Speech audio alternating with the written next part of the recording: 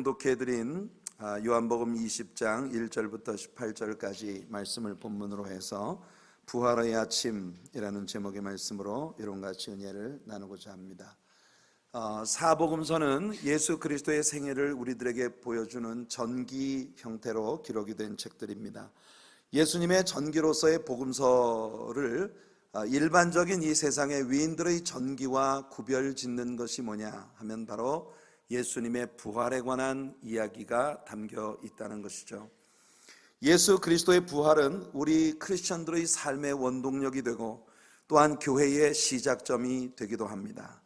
그럼에도 불구하고 많은 경우에 그리스도의 부활에 관한 이야기는 아주 조금밖에 강조되고 있지 않습니다. 이것이 어쩌면 우리들의 시대 현대 교회가 가진 문제점 중에 하나가 아닐까 생각이 됩니다. 예수님의 십자가의 죽으심과 그 죽으심을 통해 나타난 사랑은 거의 모든 설교들 가운데 등장하는 주제이고, 또 성도님들이 부르는 모든 영적인 노래들이 담고 있는 주제들입니다. 그러나 예수님의 부활에 관한 사실에 대해서는 아주 조금밖에는 우리가 이야기하지 않고 있어요. 어쩌면 1년 가운데 겨우 부활절 절기 언저리에나 겨우 언급이 되어지는 그런 주제가 아닌가 생각이 됩니다. 우리는 예수님의 부활이 신약 성경에 나타난 모든 설교의 정점이었다는 사실을 기억해야 합니다. 신약 성경에 나타난 모든 사도들의 설교의 클라이맥스는 언제나 죽음에서 다시 살아나신 예수 그리스도에 관한 이야기였습니다. 이것이 오순절의 시작이었고, 성경에 나타난 모든 교회 모임에 있어서 언제나 가장 중요한 주제가 되었다는 점을 우리는 마음에 두어야 합니다. 예수님의 부활은 모든 복음적 메시지의 기초가 되었습니다. 그리고 고린도전서 15장에서 바울은 자신이 전한 복음의 정체가 무엇인가에 대해 이야기했습니다.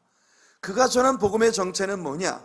성경대로 그리스도께서 죽으셨고, 성경대로 장사 지낸 바 되었다가 성경대로 사흘 만에 다시 살아나셨다는 것입니다. 그리고 부활하신 예수님께서 게바와 12 제자들에게 나타나시고, 그 후에 500여 형제에게 일시간에 나타낸 적도 있으시고, 그 증인들 가운데 대다수가 바울 사도가 고린도전서를 쓰고 있는 이 시점까지 아직도 살아있다고 그렇게 바울은 말했습니다.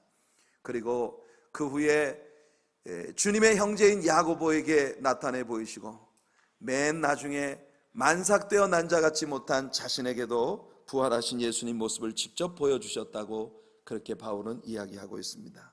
복음의 본질은 말씀대로 죽으시고 말씀대로 장사되셨다가 말씀대로 다시 부활하신 예수 그리스도에 관한 이야기라는 것입니다. 예수님의 부활은 우리들에게 예수 그리스도께서 그가 살아계신 동안에 늘 말씀해 오셨던 것처럼 진실로 하나님의 아들이셨다는 사실을 우리에게 확증해 주는 사건입니다. 로마서 1장 3절과 4절에서 바울이 말합니다. 그의 아들에 관하여 말하면 육신으로는 다윗의 혈통에서 나셨고 성결의 영으로는 죽은 자들 가운데서 부활하사 능력으로 하나님의 아들로 선포되셨으니 곧 우리 주 예수 그리스도시니라. 바울은 여기서 분명히 선포하기를 부활하셔서 능력으로 하나님의 아들이시라고 하는 것을 선포하셨다. 그러니까 예수님의 부활은 그가 하나님의 아들이시라는 사실을 확실하게 우리들에게 증거해 주는 사건이었다는 것입니다.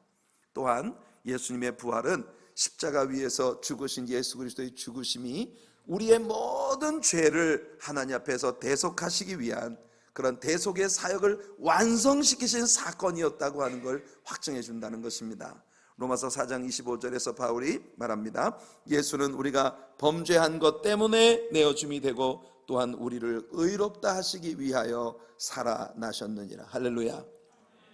우리의 죄로 말미암아 예수님 십자가에 내어준 바 되었고, 우리를 완전히 의롭다 하신 것을 증명하시기 위하여 예수님은 다시 살아나셨다는 것입니다. 그러므로 예수 그리스도의 부활은 십자가 위에서 주께서 의도하셨던 우리를 위한 대속이 완전히 성취되었다는 사실을 보여주는 확실한 증거라는 것이죠. 예수님의 빈 십자가와 그의 빈 무덤은 바로 우리들의 구속이 성취되었고 우리의 죄에 대한 모든 대가가 완전히 지불되었다고 하는 사실을 알려주는 일종의 영수증과 같은 것이라 하겠습니다. 예수님께서 십자가 위에서 마지막으로 하셨던 말씀이 다 이루었다. It is finished. 영어 성경들을 보면 이렇게 번역을 하고 있는데, 이 구절의 헬라어 원어의 단어는 텔레오라고 하는 단어가 쓰여집니다. 텔레오라고 하는 이 단어의 의미는 discharge a debt, 우리의 모든 빚이 갚아졌다, 빚으로부터 우리가 해방되었다라고 하는 그런 의미를 가지고 있는 것이에요. 실제로 이 텔레오라고 하는 단어가 예수님 당시 로마 시대의 옛 폐허에서 발견되어진 가죽종이에 쓰여진 세금 영수 중에 이 세금이 지불되었다는 완불, 지불 도장으로 찍혀 있는 것을 고고학자들이 발견했다고 하니까 이 단어는 굉장히 프랙티컬한 단어입니다.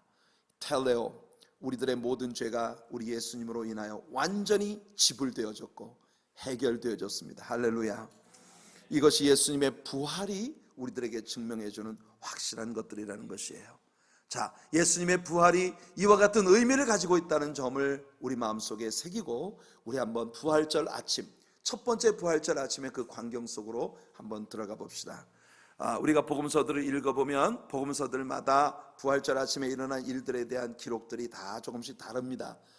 저자들마다 그날 아침에 예수님 무덤을 찾아간 사람들의 명단이 조금씩 다르고, 그리고 순서들이 조금씩 이렇게 뒤바뀌어 있는 그런 내용들을 보는데, 사복음서들을 모두 종합해서 일이 일어난 모든 것들을 순서대로 우리가 한번 정리를 해보도록 하겠습니다. 오늘 우리가 읽은 요한복음 20장 1절 말씀에서 요한이 들려줍니다. 안식 후 첫날 일찍이 아직 어두울 때에 막달라 마리아가 무덤에 와서 돌이 무덤에서 옮겨진 것을 보고, 이렇게 되어 있습니다. 우리가 사복음서를 종합해서 보면, 특히 마가복음 16장 1절에 보면은 막달라 마리아가 야고보의 모친 마리아 그리고 살로메라고 하는 여자와 함께 향품을 들고 그들을 따라오는 몇 명의 갈릴리 여인들과 같이 예수님의 무덤을 향해서 출발했다는 사실을 우리가 알게 됩니다. 이 세 여자들이 함께 무덤을 향해 가는데 아마도 그 여인들 중에 막달라 마리아가 가장 젊은 여자였을 것이고, 또 예수님을 향한 열정이 너무나 뛰어난 여자이기 때문에 그녀는 가장 숨가쁘게 달려서 빨리 예수님의 무덤에 제일 먼저 도착을 했던 것 같습니다. 가보니 예수님의 무덤이 비어 있는 거예요. 그래서 막달라 마리아는 속으로 그저 혼자 단정을 지은 것입니다. 사람들이 우리 예수님의 시체를 어디로 가져갔구나, 어디 갔지, 큰일 났네.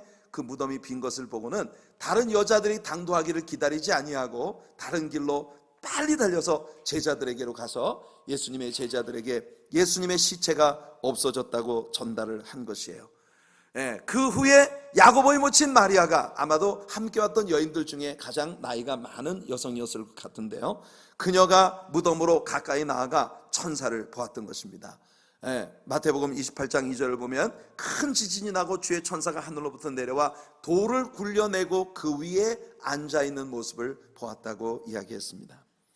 그녀가 향품을 들고 따라왔던 다른 여인들을 만나러 돌아가는 동안에 막달라 마리아에게 소식을 들은 베드로와 요한이 막 달려서 예수님의 무덤을 향해 온 것이에요. 오늘 우리의 본문에 3절부터 10절까지 나오는 말씀처럼, 그래서 베드로와 요한이 무덤 안을 들여다보고 예수님의 시체가 없어졌다는 것을 확인하고 근심하면서 돌아갑니다.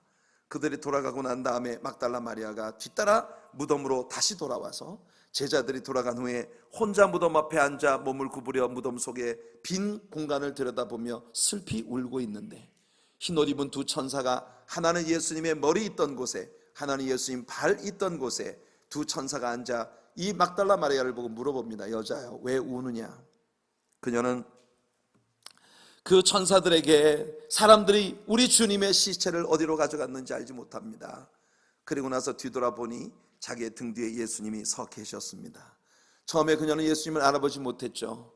그러나 그녀를 부르는 다정한 주님의 음성을 듣고 그분이 예수님이라는 사실을 알게 됩니다. 그리고 막달라 마리아는 예수님께 분부를 받습니다. 갈릴리로 가서 내 제자들에게 내가 다시 살아났다고, 부활했다고 전해달라. 그리고 내가 갈릴리에서 그들을 만나겠다고 전달해달라. 막달라 마리아는 주님의 분부를 듣고 제자들 향해 달려갑니다. 그 사이에 향품을 들고 오던 다른 여인들과 함께 만난 야고보의 모친 마리아가 그녀들과 함께 무덤에 돌아와서 두 천사들을 본 것입니다. 이 메시지를 들고 제자들을 향해서 제자들을 만나기 위해 다 돌아가는 길에 예수님을 그들이 만나 예수님을 붙들고 예수님께 경배를 드린 일이 성경에 기록이 되어 있습니다. 이것이 부활절 아침에 벌어진 사건을 시간별로 정리해 놓은 그런 스토리입니다. 여러분, 이제 이어지는 말씀, 여기 오늘 본문 2절부터 10절까지의 말씀 속에서 두 제자 베드로와 요한이 마주했던 부활절 아침에 그들이 느낀 것들, 그들의 시각으로 본 것들, 부활절 아침에 그들의 행동들을 좀 유심히 우리가 한번 살펴보도록 하겠습니다. 2절부터 10절까지 시몬 베드로와 예수께서 사랑하시던 그 다른 제자에게 달려가서 말하되, 막달라 마리아가 가서 그들에게 전한 것입니다. 사람들이 주님을 무덤에서 가져다가 어디 두었는지 우리가 알지 못하겠다 하니 베드로와 그 다른 제자가 나가서 무덤으로 갈새. 여기 나오는 다른 제자가 바로 요한입니다. 요한은 그의 복음서에서 항상 자기 이름을 직접 쓰지 않고 이렇게 다른 제자, 특별히 주께서 사랑하시던 그 다른 제자, 이런 식으로 자기 자신을 묘사하고 있어요. 둘이 같이 다름질하더니 그 다른 제자가 베드로보다 더 빨리 달려가서 먼저 무덤에 이르러 구부려 세마포 놓인 것을 보았으나 들어가지는 아니하였더니 시몬 베드로는 따라와서 무덤에 들어가 보니 세마포가 놓였고 또 머리를 쌌던 수건은 세마포와 함께 놓이지 않고 딴 곳에 쌌던 그대로 놓여 있더라. 그때야 무덤에 먼저 갔던 다른 제자도 들어가 보고 믿더라. 그들은 성경에 그가 죽은 자 가운데서 다시 살아나야 하리라 하신 말씀을 아직 알지 못하더라. 이에 두 제자가 자기들의 집으로 돌아가니라. 성도 여러분, 여기서 아까 말씀드린 것처럼 요한은 자기 자신을 예수의 사랑하시던 그 다른 제자라고 표현합니다. 요한은 언제나 자기의 글에서 자신을 예수님이 아주 다른 사람들보다 특별히 사랑한 것처럼 얘기를 해요. 하지만 여러분, 요한 이외에 다른 어느 누구도, 예수님의 제자들 중에 어느 누구도 예수님이 다른 제자들보다 요한을 특별히 사랑했다고 말한 적이 없습니다. 이건 망고의 지 생각이에요. 자기 혼자 생각하기를, 이 요한은 항상 예수님이 자기를 특별히 사랑하신다고 믿고 있었어요. 그런데 여러분, 그거 아십니까? 그렇게 우리 예수님께로부터 특별한 사랑을 받고 있다는 그 믿음과 신뢰와 느낌이 사람을 바꾸어 버렸다는 것입니다. 본래 여러분이 요한은요, 그 형제 야고보와 함께 보아너게 천둥벼락의 아들이라는 별명을 예수님께 들은 사람입니다. 얼마나 성격이 벼락 같으면, 좋게 얘기하면 벼락 같은 거고 나쁘게 얘기하면 개떡 같은 거죠. 그래서 얼마나 개떡같이 아주 울긋불긋하는 그런 성격을 가지고 있었으면 여러분, 사람을 천둥벼락의 아들이라는 별명을, 그것도 예수님께서 그 제자들의 별명을 그렇게 부를 정도였겠습니까? 승질이 하여튼 개떡 같았어요. 무슨 툭하면 화내고 툭하면 막 으악 하는 이런 성격이었습니다. 이런 성격을 가지고 있었던 사람이 여러분, 요한이 훗날 부활의 예수님을 만나고 난 이후에 어떻게 달라졌습니까? 요한이 기록한 요한 1서를 우리가 이번 2주간에 걸쳐서 부활절 맞이 특별 새벽기도 시간에 다루었습니다. 우리가 요한 1서를 공부하면서 발견한 건 요한이 하나님의 사랑이 넘쳐 흐르는 사람이었다는 거예요. 그는 요한 1서에서 하나님은 사랑이시라고 말했고 우리들 안에 그러므로 자연히 사랑이 나타나야만 하고 그것이 예수 그리스도를 닮아가는 모습이며 사랑이 나타나지 않는 것은 우리의 믿음이 가짜라는 것 증명하는 것이라고 이렇게 사랑에 대해서 끊임없이 이야기한 것이 요한의 가르침이었습니다.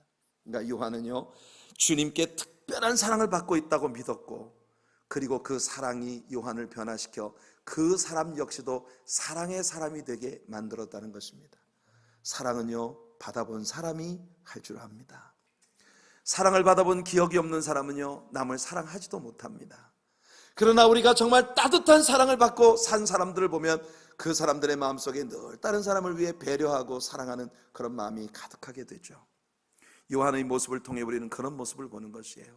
오늘 아침 이 부활절 아침에 예배를 함께하고 있는 저와 여러분들이 바로 그렇게 주님의 사랑이 우리를 녹여주시는 그런 변화의 사람들이 되시기를 예수님 이름으로 축원해드립니다. 우리는 주님께 너무 큰 사랑을 받은 사람들이에요. 믿습니까? 우리는 주님께 사랑받는 사람들입니다. 이거 왜 이래? 나 이런 사랑받는 사람이야. 이렇게 여러분들 세상 사람들한테 말할 수 있기를 바랍니다. 요한이 그랬던 것처럼 다른 어느 누구도 요한이 예수님의 특별한 사랑 받았다고 말한 적이 없어요. 그렇지만 요한은 믿었습니다. 나는 주님께 특별한 사랑을 받는 자라고. 그것이 여러분들의 신앙의 확신이기를 바라고, 그래서 여러분들을 통해 예수님의 사랑이 나타나는 귀한 역사가 있기를 바라는 것입니다. 우리가 사도행전에 들어가 보면 요한은 항상 베드로와 더불어 함께 움직이고 있는 모습을 봐요.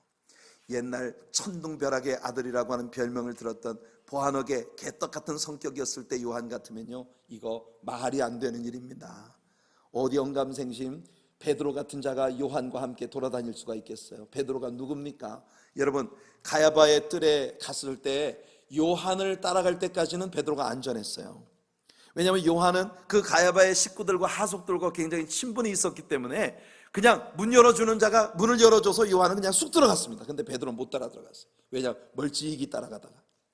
그래서 베드로는 원수가 피워놓은 불에 몸을 녹이다가 예수님을 3번 부인하게 되지 않습니까? 십자가의 가장 밑에까지 함께 따라갔던 요한이 바라볼 때 베드로는요, 아주 더러운 배신자입니다. 옛날 천둥벼락의 아들 같은 그런 별명을 들을 때의 일로 생각을 한다면 이거 상상할 수 없는 일이에요. 그런데 오순절이 이르자 베드로가 말입니다, 갑자기 사람들 앞에 뻘떡 일어나 성령의 감동을 받아 설교를 시작합니다. 여러분, 옛날 같으면 요한이 뭐라고 하겠습니까? 벼락 같은 성격에 웃기고 있네, 지가 뭔데? 네가 뭔데? 우리 앞에 일어서서 설교를 하고 자빠진 너? 이렇게 하고도 남을 그런 상황 가운데 있었던 요한이지만, 여러분, 요한은 그의 복음서를 기록하며 복음서의 맨 마지막 장에 뭘 덧붙입니까? 예수님께서 베드로를 찾아오셔서 전에 예수님을 사랑한다고 고백했던 그 말이 배신되었던 그 부분을 완전히 회복시켜 주셨다는 것을 그의 복음서의 맨 마지막에 덧붙여 줍니다. 그리고 예수님께서 베드로에게 내 양을 먹이라, 내 양을 치라, 그러면서 교회와 그리스도인들을 베드로에게 위탁하셨다는 사실을 요한은 기록해 줍니다. 이것이 사도행전에서 왜 베드로가 모든 제자들 가운데 우뚝 서서 하나님의 일을 감당할 수 있었는지를 우리에게 보여주는 것이에요. 우리들 공동체 안에 이런 사랑이 우리들 안에 일어나게 되기를 간절히 바랍니다. 요한은 베드로를 믿어주고 바래주고 기다려주고 함께 동역할 수 있는 사람이 된 것입니다. 이 변화가 우리들 안에 있기를 간절히 바라요. 여러분, 한 가지 재미있는 일은 베드로와 요한이 함께 무덤을 향해 달려갔는데 요한이 달리기에서 이겼습니다. 왜냐하면 요한이 베드로보다 젊기 때문에. 그래서 요한이 먼저 달려가가지고 무덤 앞에 갔는데, 그런데 요한은 성격상 무덤 앞에 딱 서서 속을 이렇게 들여다보면서 굉장히 suspicious한, 뭐지? 왜 비었지? 이러고 밖에서 머뭇거리고 있는 거예요. 베드로는 말이에요, 나이가 많기 때문에 요한보다 달리기에서는 졌지만 무덤 앞에 오자마자 베드로는 그냥 쑥 들어가 버립니다. 이게 베드로의 매력인 거예요. 여러분, 우리들에게는 요한 같은 사람도 필요하고 베드로 같은 사람도 필요합니다. 베드로는 장단점이 아주 뚜렷한 사람이에요. 여러분, 베드로는 참 많은 단점을 갖고 있죠. 여러분, 제자들 가운데 예수님께 아마 꾸지람을 제일 많이 들은 게 베드로일 겁니다. 근데 따지고 보면 베드로가 그렇게 툭툭 나서서 예수님께 꾸지람을 들은 건요, 베드로의 마음이 예수님께 대한 열심이 있었기 때문인 거예요. 그런데 예수님은 참 많이 참아내셨죠. 여러분, 베드로가 얼마나 매력적인 열정을 가진 사람이었는지 아십니까? 풍랑이는 바다에서 흰 옷을 입은 예수님이 파도 너머로 걸어오시는데 모든 사람들이 유령이라고 생각했어요. 그때 예수님께서 내니 두려워 말라. 그러자 베드로가 뭐라고 말합니까? 주님, 만일 주시어든 나를 물위로 오라고 명하소서. 예수님이 와라. 그 순간 물속으로 뛰어내려 버렸습니다. 그 험한 파도 흉흉한 바다 위로 그냥 덤벙 뛰어든 거예요. 물론 그 뒤에 믿음이 식어지면서 물속으로 빠져들긴 했지만, 그래도 태고 일의 역사 가운데 사람으로서 물 위를 걸어간 사람은 그 사람밖에 없어요. 이게 매력인 겁니다, 여러분. 뿐만 아니라 부활하신 예수님이 디베랴 바다에 찾아오셨을 때 예수님을 먼저 알아본 건 요한이에요. 그날도 요한이 먼저 알아봤어요. 그래서 요한이 베드로 옆구리를 쿡 치면서 주님이시다 그럽니다. 베드로는요, 눈치를 못 채고 있다가 주님이시라는 소리에 그냥 물속으로 뛰어들어 버렸습니다. 헤엄을 쳐서 예수님께 갔어요. 누구보다 먼저 주님께로 달려가고 싶은 이 열정, 그게 베드로입니다. 여러분, 우리 교회에 베드로 같은 분들이 계셔요. 참 매력적입니다. 우리 모두 그분을 사랑합시다. 우리 가운데 요한 같은 사람이 있습니다. 뭘 다 할 것 같으면서 민기적미적하는 사람들. 근데 그 사람들도 중요해요. 그래서 여러분, 베드로와 요한이 이렇게 함께 무덤으로 달려가 예수님이 다시 살아나셨다는 사실, 주님의 시체가 없어졌다는 사실을 목격은 했지만, 놀랍게도 이 두 제자는 아직도 예수님의 부활을 전혀 기대하지 않고 있었다는 것이 우리에게 놀라움이 됩니다. 본문은 우리에게 말합니다. 저희는 성경에 그가 죽은 자 가운데서 다시 살아나야 하리라 하신 말씀을 아직 알지 못하더라. 성경이 뭡니까? 그 시대에 그들이 가지고 있던 성경은 구약 성경이에요. 구약 성경의 수많은 예언자들이 예수님이 죽으셨다 다시 살아나실 것에 대해 예언했습니다. 그거 믿지 못했다는 겁니다. 그런데 그들은 오직 성경에 기록된 성경이 전부였나요? 아니지 않습니까? 마태복음 16장에 가이사랴 빌립보 지방에서 주는 그리스도시요 살아계신 하나님의 아들이신다라는 고백과 함께 예루살렘으로 향하여 내려가시는 예수님의 여정이 시작되었습니다. 6월절에 맞춰 예루살렘에 죽으시기 위하여 예루살렘으로 가시는 동안 성경에 나타난 문자적인 기록만으로 볼 때 최소한 12차례 이상 literally 말 그대로 예수님은 내가 이번에 예루살렘에 올라가면 이방인들에게 넘겨져서 죽을 것이고, 요나가 사흘 동안 물고기 뱃속에 있다 나온 것처럼 사흘 만에 내가 다시 살아나리라고 예수님은 제자들에게 그렇게 일러주셨다는 거예요. 그런데 막상 그 말씀을 직접 들었던 제자들 가운데는 어느 누구도 예수님이 살아나셨다는 사실을 기대조차 하지 않고 있습니다. 시체가 없어진 이 마당에도 그들은 예수님이 다시 살아나셨다고는 상상도 하지 못하는 채 그냥 무덤이 비었네, 웬일이지 이러고 집으로 돌아가 버렸어요. 어떻게 집으로 돌아갈 수가 있겠습니까, 여러분? 근데 그냥 보고 집으로 가버렸어요. 희한하도다 이러고 가버린 거예요. 여러분, 얼마나 많은 때 오늘날 크리스천들이요, 주님 안에서 벌어지는 일들, 하나님 말씀이 우리가 가르치는 일들에 대해 희한하도다 이러면서 그냥 그건 그거고 난 나고 이러고 집으로 그냥 돌아가 버리는 사람들이 얼마나 많은가요? 여러분, 놀라운 사실은 말입니다. 예수님이 살아계신 동안 그가 부활하실 것이라고 제자들에게 계속 말해 오셨다는 사실을 기억한 건 신기하게도 예수님의 원수들입니다. 제사장들이었어요. 제사장들은 사두개인들이었기 때문에 사두개인들은 부활을 인정하지 않았습니다. 그러니까 그들의 귀에 부활에 대한 예수님 말씀은 웃기는 이야기로 들렸을 것이고, 그래서 원수들이, 특히 대제사장들이 예수님의 부활에 관한 메시지를 기억하고 있었던 것이에요. 그래서 그들이 빌라도에게 가서 저자가 살아있는 동안에 다시 3일 만에 살아난다고 제자들에게 가르쳤습니다. 그러니 경비병을 보내서 무덤을 지키십시오. 참 감사한 일입니다. 그들이 경비병을 보내서 무덤을 지키지 않았다면 예수님 부활은 순 제자들이 꾸며낸 거짓말이라고 그렇게 온 세상에 알려질 수 있었습니다. 그러나 그 로마의 경비병들이 무덤을 지키고 있었기 때문에 예수님 부활의 사실이 입증될 수 있었던 것이에요. 하나님은 모든 것을 합력해서 선을 이루시는 것입니다. 불행한 일은 원수들은 예수님 말씀을 기억하는데 제자들이 그 말씀을 잊어버린다는 거죠. 오늘 예수님을 믿는 저와 여러분들이 날마다 성경을 배우면서도 우리는 날마다 성경을 잊어버립니다. 근데 원수 마귀는요, 꼬박꼬박 기억을 해요. 그래서 사단이 여러분들을 공격할 때 말씀을 가지고 여러분들을 공격하는 거예요. 여러분, 하나님의 진리의 말씀 안에 거하는 저와 여러분들이 되기를 축복합니다. 자, 이렇게 예수님이 부활하셨다는 사실을 부정하는 이야기는 부활하신 그날부터 시작이 되었습니다. 여러분, 제자들이 시체를 훔쳐가고 그리고 헛소문을 퍼뜨렸다고 이야기하도록 이 대제사장들은 여러분들 무덤을 지키던 경비병들에게 많은 뇌물을 주어서 그들을 거짓말을 하도록 유도했습니다. 그러나 여러분, 성경에 나타난 모든 정황들은 예수님이 부활하셨다는 사실이 확실한 사실이라는 걸 우리들에게 입증해 주고 있습니다. 제자들이 시체를 훔쳐갔다고요? 뭐 하려고요? 여러분, 말도 안 되는 소리입니다. 제자들이 시체를 훔쳐가기는 제자들은 시체가 없어졌다는 사실도 모르고 있었습니다. 예수님 시체가 없어졌다는 사실을 제일 먼저 발견한 건 엉뚱하게도 여인들이었어요. 그녀가 와서 이야기해 주는 바람에 그때야 알고 무덤으로 달려갔어요. 제자들에게 예수님 부활을 기대하는 열정이 있었습니까? 아니면 예수님 부활의 사실에 대해서 자신들이 무엇을 해야 되겠다는 마음이라도 있었습니까? 제자들에게는 그런 것이 없었습니다. 다만 예수님의 시체가 없어졌다는 사실에 장차 이 일이 어찌 될고 모두 두려움에 벌벌 떨며 문들을 닫아놓고 모여 있었습니다.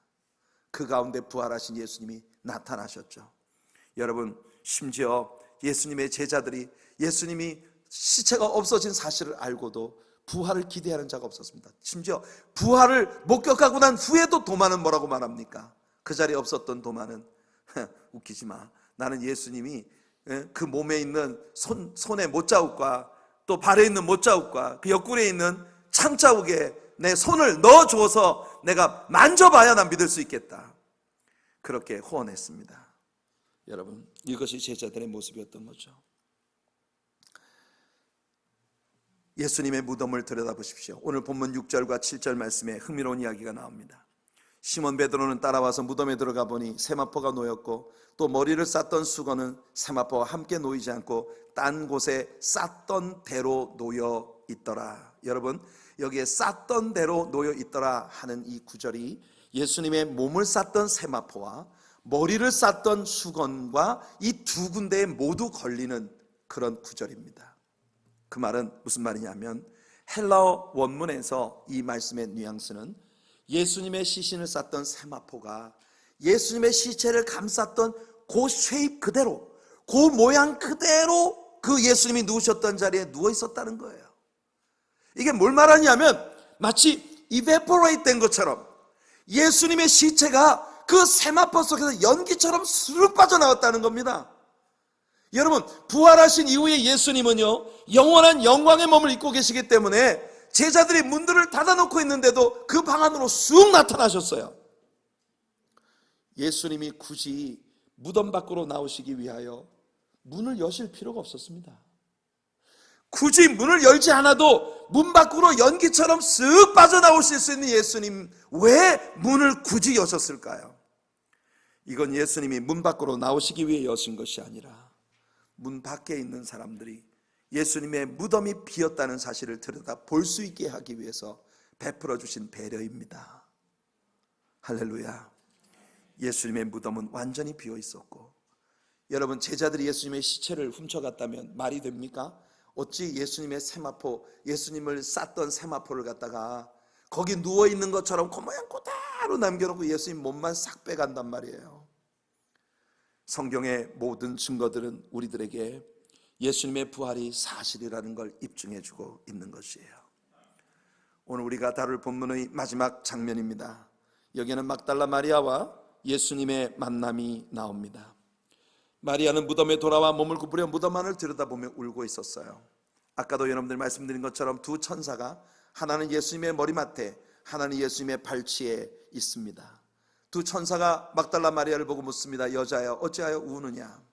그런데 막달라 마리아는 그들에게 마치 아무 일도 없는 보편적인 그런 매일 벌어지는 일상일처럼 천사들에게 대꾸를 합니다.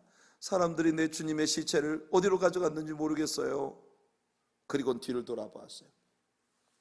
이 장면은 굉장히 재미있는 장면입니다. 여러분, 우리가 민수기를 공부할 때 발람이라고 하는 자가 모압 왕 발락의 뇌물을 받고 이스라엘을 저주하기 위하여 발락이 보낸 자들을 따라갑니다.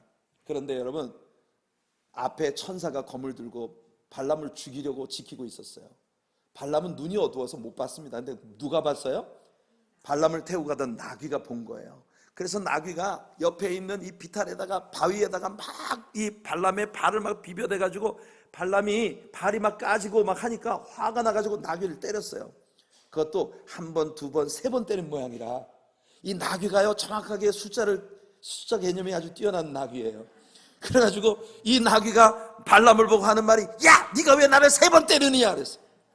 따시거든요. 그러니까 이 나귀 보고 발람이 대꾸를 합니다. 야, 이놈아, 네가 나를 갖다 이렇게 힘들게 하니까 내가 너를 때리지. 그러니까 나귀가 또 입을 열어서 발람에게 말합니다. 야, 내가 언제 너를 섬기는 평생 동안에 너한테 이같이 한 일이 있었느냐? 그러니까 없었느니라. 나귀하고 발람하고 말싸움을 하고 있는 거예요. 진짜 발람의 눈이 얼마나 어두웠으면 지금 나귀가 입을 열어서 말을 하고 있다는 사실을 전혀 인식하지 못하고 사람하고 싸우는 것처럼 싸우고 있다니까요. 얼마나 눈이 어두웠으면. 보통 이 정도 시츄에이션이 되면 뭘 생각해? 나귀가 말을 하네? 이게 생각이 돼야 되는데 까맣게 생각을 못하고 있는 거예요. 지금 막달라 마리아의 케이스가 그와 유사한 케이스입니다. 무덤을 들여다보니 천사 둘이 쫘라라랑 뒤에 애프터글로우가 환한 빛을 띠고 흰 옷 입은 영광스러운 모습을 가진 천사 둘이 무덤 안에 있는데, 보통 사람들 같으면 천사를 보고 천사다, 이게 먼저 와야 되는 거 아니겠어요? 그런데 그 천사들이 막달라 마리아에게 묻습니다. 여자여, 왜 오느냐? 막달라 마리아는요, 매일 대화 나누는 사람처럼 얘기합니다. 사람들이 우리 주님의 시체를 어디로 가져갔어요? 이 사실이 우리에게 보여주는 게 뭡니까? 나귀가 말한다는 사실을 주목할 수 없었던 발람은 돈의 눈이 먼저였고, 천사가 나타나도 하나도 이상한 일로 여기지 않고 자기 마음속에 있는 예수님에 관한 이야기만 하고 있던 막달라 마리아는 예수께 미친 여자입니다. 성도 여러분, 이 사실이 우리들에게 무엇을 보여줍니까? 여러분, 신자로서 신앙생활하는 모든 날들 동안 여러분들이 예수님과 나누는 달콤한 사귐 그 이외의 것들은 여러분들의 시선을 절대로 빼앗아갈 수 없는 것이 되기를 바랍니다. 오늘도 주님을 예배하기 위해 자리에 나와 있지만, 여러분들이 예배하기 위해 몸은 여기 있는데 여러분들의 마음을 디스트랙트 시키는 얼마나 많은 일들이 여러분들의 머릿속을 지나가고 있나요? 설교를 들으면서도 하나님 말씀에 집중하지 못하고 여러 가지 번잡한 생각이 나를 잡아끄는 그런 일들이 우리 예배자들 안에 얼마나 많이 하는 것이에요. 그러니까 우리가 하나님 말씀에 집중하지 못하는 거고, 하나님을 예배하는 데 집중하지 못하는 것이에요. 성도 여러분, 오늘 아침 우리들 모두에게 부활하신 예수님 밖에는 아무것도 안 보이는 우리가 되기를 바랍니다. 부활하신 예수님 밖에는 아무것도 우리의 마음을 받아낼 수 없는, 예수밖에 없는 우리들이 되기를 축복합니다. 예수님만 사랑하고 그분만을 경배하고 그분의 뜻을 이루어드리는데 내 모든 삶을 쏟고자 하는 그런 열정만이 우리를 끌고 가는 그런 우리 성도님들 되기를 바라요. 예수님을 향한 그녀의 열정 때문에 막달라 마리아는 예수님을 붙잡고 늘어졌던 모양입니다. 여기 예수님께서 막달라 마리아를 보고 나를 붙들지 말라 이렇게 말씀을 하셨어요. 나를 붙들지 말라 하시는 이 말씀이 헬라어 원어의 합도마이입니다. 합도마이. 이 합도마이라고 하는 단어의 의미는 뭐냐면 cling onto something, 무엇에 막 붙들고 매달리는 거예요. 바짝 붙들고 막 그냥 매달리는 거예요. 막달라 마리아는 예수님을 붙들고 놓지 않으려고 합니다. 주님, 나는 이제 더 이상 당신을 놓지 않을 겁니다. 더 이상 나를 떠나 어디도 갈 수 없습니다. 주님, 나는 절대로 주님을 다시 보내드리지 않을 겁니다. 이렇게 붙잡고 매달리는 거예요. 여러분, 아까 이야기했던 대로 야고보의 모친 마리아가 향유를 가지고 왔던 여자들과 함께 돌아가는 길에 예수님을 만났어요. 그녀들도 예수님을 붙들고 예수님께 경배했어요. 그때는 예수님이 나 만지지 말라 이렇게 하지 않으셨습니다. 그런데 막달라 마리아가 예수님을 붙들었을 때는 날 붙들지 말아라 이렇게 하셨어요. 그 말 무슨 말이냐면, 앞에 있었던 다른 여자들은 그냥 예수님을 만지면서 경배했던 것이고, 막달라 마리아는 나는 절대로 I'll never let you go, 나는 당신을 절대로 다시 보내지 않을 거예요. 그렇게 지금 고백을 하고 있는 겁니다. 붙들고 안 놔줄 겁니다. 그러니까 예수님이 그녀에게 나 붙들지 말아라. 나는 아버지께로 가야 되는데 아직 못 갔다. 나는 이제 곧 갈 거야. 그러면서 막달라 마리아에게 일종의 사명을 주시는 것이에요. 여러분, 막달라 마리아는 어쩌면 그녀가 이 세상에 살아있는 동안 마지막으로 주님을 뵐 수 있는 기회라고 생각했을 것입니다. 그런 막달라 마리아에게 나를 놓고 가서 제자들에게 내가 살아났다고 알려라, 부활의 메시지를 막달라 마리아에게 주신 것입니다. 막달라 마리아는 이 순간 인류 역사 가운데 최고의 위대한 사명을 부여받은 하나님의 메신저가 된 것입니다. 이것이 저와 여러분들의 변화가 되기를 예수님 이름으로 축원해 드립니다. 따지고 보면 막달라 마리아는 비극적인 삶을 살던 여자였습니다. 여러분이 복음서를 통해 알고 있는 대로 그녀는 과거에 7 귀신에 들려 있었고 7 귀신에 사로잡혀 창녀로 살던 여자입니다. 따라서 아무도 그녀의 가치를 인정해 주는 사람이 없었던 것이에요. 그러나 예수님이 그녀를 불쌍히 여기시고 그녀를 고쳐주신 것입니다. 그녀에게서 7 귀신이 떠나가고 그녀는 예수님과 사랑에 빠져버린 것입니다. 여러분, 우리는 바리새인 시몬이 예수님을 자기 집에 초청했으나 예수님을 전혀 접대하지 않고 있었던 상황 가운데 한 죄인이었던 여자가 예수님 들어와서 그녀의 눈물로 예수님의 발을 적시며 끊임없이 예수님의 발에 입 맞추고 있었던 한 여인의 이야기를 듣습니다.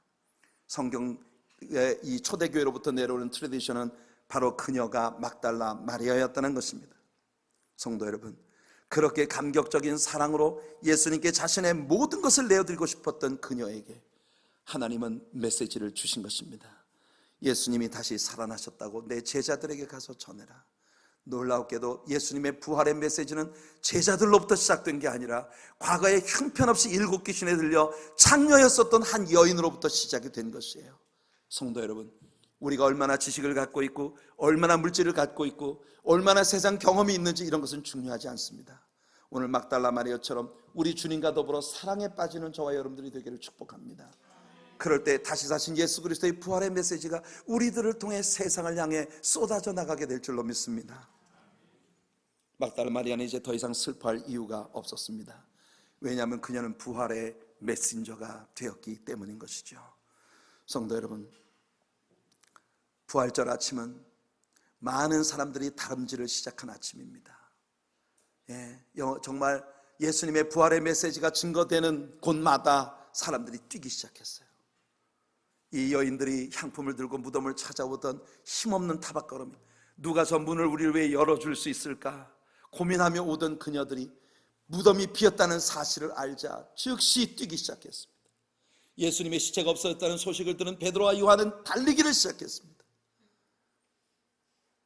막달라 마리아가 돌아와 예수님이 부활하셨다는 사실을 발견하고 난 다음 그녀는 제자들을 향해 뛰기 시작했습니다. 부활의 메시지를 받은 제자들은 그 길로 달리기를 시작한 것입니다. 성도 여러분, 이것이 오늘 아침 2017년 부활절 아침 예배를 드리는 저와 여러분들의 모습이 되기를 예수 이름으로 축원해 드립니다. 다 이루었다. 찰레오, 우리의 모든 죄값이 완불되었다고 하는 것을 입증해 주는 부활의 놀라운 역사로 우리들 앞에 나타나신 예수님, 그가 하늘로 승천하실 때 주님은 그를 바라보던 제자들에게 천사를 보내 말씀하셨습니다. 갈릴리 사람들아, 너희는 어찌하여 여기서 하늘만 쳐다보고 있느냐? 너희 가운데 하늘로 올리신 이 예수는 너희가 가심을 본 그대로 다시 오시리라. 그리고 그들은 나아가서 성령의 능력을 받아 예수 그리스도의 부활의 산 증인들이 된 것입니다. 예수님 부활의 사실을 땅끝까지 전하기 위하여 저와 여러분들이 부활절 아침 다시 사신 예수님을 만나고 있는 것입니다. 여러분들의 마음이 주님을 향해 쏟아지는 귀한 은혜가 있기를 바랍니다. 우리 주보의 11페이지에 나와 있는 Amazing Love, 주님 그 큰 사랑, 나 같은 죄인 자유케 하셨네, 주사랑, 우리 같이 한번 찬양 드리겠습니다. 이 찬양을 드리고 통성으로 우리가 함께 기도하고 그리고 난 다음 우리가 예물을 주님 앞에 올려드리도록 하겠습니다.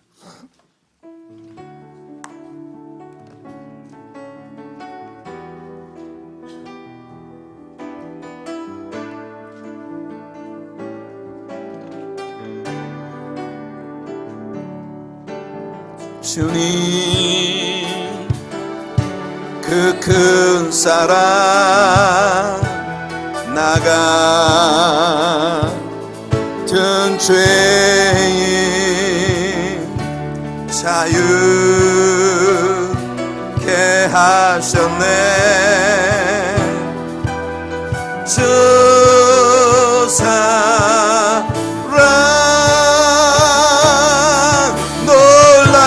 놀라우신 주님의 사랑, 나의 죄를 위하여 죽음 당한 하나님 아들, 날 살리셨네,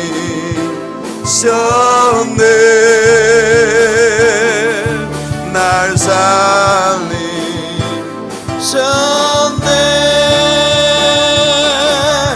주님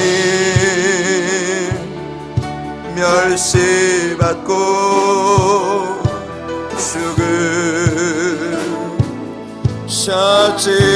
죽으셨지만 나를 위한 보혈